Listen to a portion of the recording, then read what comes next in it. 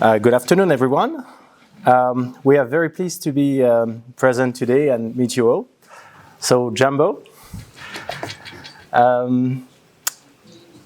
let me start.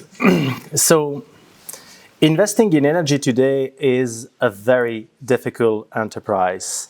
You have AI disruption, tariff shocks, geopolitical tensions, making a long-term decision harder than ever. And in every disruption, wealth is redistributed. Early movers are rewarded. Today, I want to show you why SAF is not a climate initiative. It is Africa Next strategy, and why Kenya is positioned to lead it. I want also to share with you 3 pillars of bankability, but before that, I'd like to show you something, but I forgot the bottle actually on the table. There's a little flesh in wood, yeah.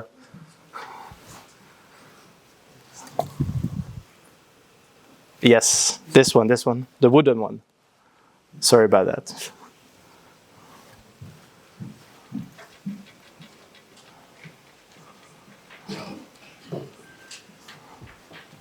Thank you so much. This is the new gold. It's actually sustainable aviation fuel made in our pilot plant in Kenya. We call it gold not because of the color, but because of its attributes, because it transforms aviation economics. It reduces emissions. It stabilizes future cost trajectories. People argue that SAF will make flying unaffordable. But a Nairobi, Amsterdam, with 2% SAF on board would cost €4 additional cost on the price of a person. Not 40, not 400. So every ton of SAF inside the tank means also 2.2 tons of CO2 offset. In every transition, you have skeptics, people that don't believe in the change, and then you have early movers. To us, we're entrepreneurs, and there are 2 types of green projects: life support projects, surviving on subsidies, or self-sustaining projects, competitive, scalable, profitable. Let me share with you 3 pillars that we understand as being SAF bankability in all terms as entrepreneur. Resources, demand, and policy. Resources because in Kenya, as you know, we have land, feedstock, but also post-mining land. So it makes it a credible SAF entry strategy if you rely on non-food feedstock or waste food. Why? Because we see effectively, like our different panelists explained, the cost of hydrogen is still very expensive. Battery-powered airplanes are not there yet, not for this decade. So while we wait for that, we think it's better to focus on different kind of technologies that are already accessible to us, low-hanging fruit. So, such as transforming seeds into oil, into SAF. This is the FA pathway. Why we focus on this is because we think that by this pathway, we can also help to restore land and avoid competition with food. Here is another one of a fact. This little bottle here is castor oil. 1.5 tons of that oil grows on an hectare. It brings us 1 ton of SAF. So 1 hectare of this brings us enough to go from Nairobi to Dubai for 1 person. That's the mathematics we have and we understand. The second part is demand. Airline cannot avoid SAF, but at the same time, you have to understand that it's difficult for them to compete and invest at the same time. Today, Africa represents 4% of the air traffic worldwide, increasing by 6% by 2050. So 70% of the population globally. So let's put it this way. Africa is also the least connected continent, Pan-African. So we see a huge potential for African aviation to keep on growing beyond the numbers given by AFRA. Now, tourism grows, aviation grows. At the World Aviation Tourism and Leadership Forum in Brussels, I had the privilege to talk with few panelists. The former president of the Maldives, Mohammed Waheed Hassan, told me something very striking. Sustainability is not a policy, it's a survival.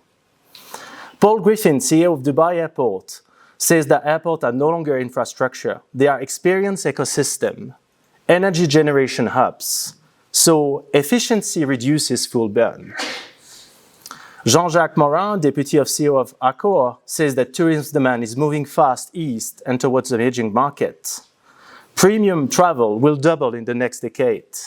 So sustainability is also a core of that new tourism. Africa becomes part of the SAF logistic. So yes, it is art on off-takers. The last pillar is policy. Airline cannot avoid SAF, we said it. Demand is structurally driven by regulation. We have in Europe a framework called Refuel EU, which makes it mandatory to have SAF on board from 2% in 2025 to 70%. Here outside Europe, we have CORSIA, which is also a good framework, but it's not mandatory. You can offset, but it's voluntary. There are also policies that we see coming, and we're very excited about them. And they were announced by different panelists. Green energy, biofuel, the Petroleum Act, geothermal. SAF is becoming a real strategy, but yet it's not a full mandate. So when we assess the different technologies, how we can produce SAF, we always submit them to an internal framework we call DRIVE. How can we drive this? Demography, resource, inequalities, volatility, and environment. Demography, we covered it. Youth, mobility, and envy of aviation to increase. Resource, land, sun, geothermal. Excellent, but the feedstock security needs to be looked very carefully. Inequalities, SAF create rural economy, access to cleaner energy. You may take off from Paris, actually, under the Refuel EU. Land in Toulouse doesn't mean you have SAF. So access to energy is not only a problem here in Africa. Volatility, SAF competes with fuel dependency. Environment, let's face it, SAF is the only drop-in solution with the current technology of aircraft. Engines are still here to stay for another decade. So 1 ton of SAF, 2.2 tons of CO2 offset. Let's have a quick look at the different technologies and why we are focused on EFA, like many panelists did. First of all, for bank investment, it's a technology that is known. CORSIA also recognizes it. It's also the same technology used by the Netherlands and Spain. Other systems are like co-processing, also evoked today, very interesting, works well until 10% of SAF blend. You have different technologies such as Fischer-Tropsch, power to liquid, eSAF. All of these are great, but are not commercially viable right now. They also require a huge amount of energy, but we are confident that with the birth of geothermal in Kenya, it will make sense in the next few years.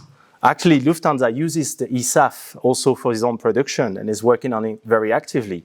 It consumes almost 3/4 of the grid of Germany. So here, what we are saying is that EFA is an entry pathway. The different routes, and maybe the solution is an hybrid solution, a mix between different kind of energy, EFA, PTL, geothermal, you name it. Our solution is actually start from a question: how do we adapt to Kenyan challenges and infrastructure as it is today? Its financing, its electricity needs. So how do we drop a capex of 350 million to a few million to produce exactly what we need for a small carrier, 30 to 60 aircraft? So OID comes a bit differently. We think about modular plants, modular refineries. They don't produce much. 1 ton per day of SAF could be extended. 10 tons per day of biofuel. But the idea here is to create an energy resilience. You take that plant, you can move it anywhere. You have zero effluent pre-treatment. And you can have an AI automation to ensure that the process remains efficient. That's a solution that we find interesting for ground-ups and flight-ups, while other technologies are being developed. So our conclusion is mere and simple. Yes, it's hard to be an entrepreneur, and the SAF journey and the environment journey is really difficult to go through, but SAF is the only scalable solution right now for aviation fuel for the next 20 years. And Kenya has it all: feedstock economics, geothermal, aviation growth. What we really lack is a momentum for the policy to make it a little bit more important for off-takers to actually use SAF, because at the moment, it's just a promise. And this impedes a lot our demand. Thank you very much, and I'm open to questions.